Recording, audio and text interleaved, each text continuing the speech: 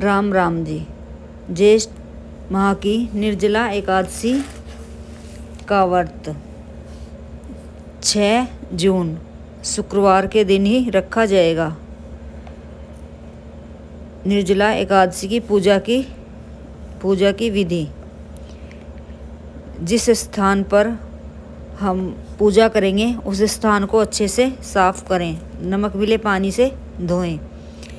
लक्ष्मी माँ की और श्री हरि की मूर्ति स्थापित करेंगे, उस स्थान को अच्छे से धोएं, सफाई करें। फिर एक चौकी लें, चौकी पर पीला कपड़ा बिछाएं और सबसे पहले गणेश भगवान की मूर्ति स्थापित करें। फूलों का सफ़ेद तिलों का आसन देकर गणेश भगवान की मूर्ति स्थापित करें। उन्हें हल्दी का या पीले चंदन का तिलक करें।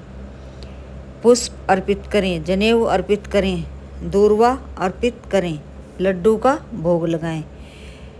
विष्णु भगवान को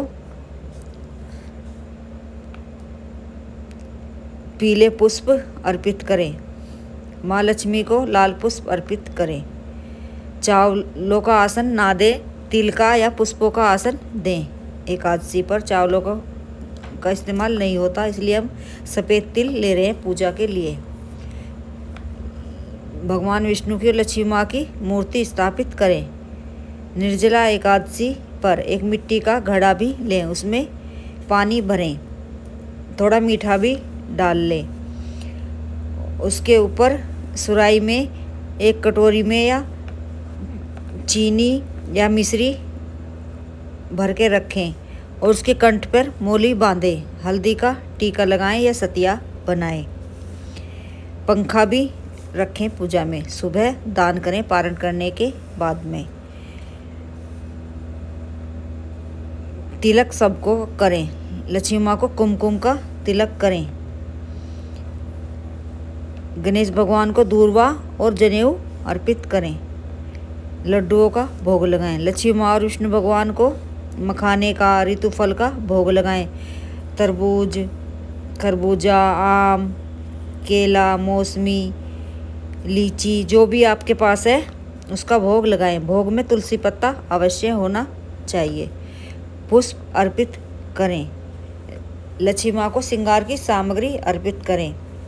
चूड़ियाँ करें, मेहंदी करें, बिंदी करें, जो भी पास में है, चाहे 2 हैं पर अर्पित अवश्य करें श्रृंगार की सामग्री।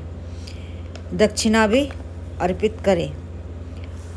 और निर्जला एकादशी के व्रत में पानी पीना वर्जित माना जाता है, इसलिए अगर तबीयत सही है तो बिना जल पिए ही व्रत रखें, और तबीयत जरा सी भी खराब है तो जल ले सकते हैं।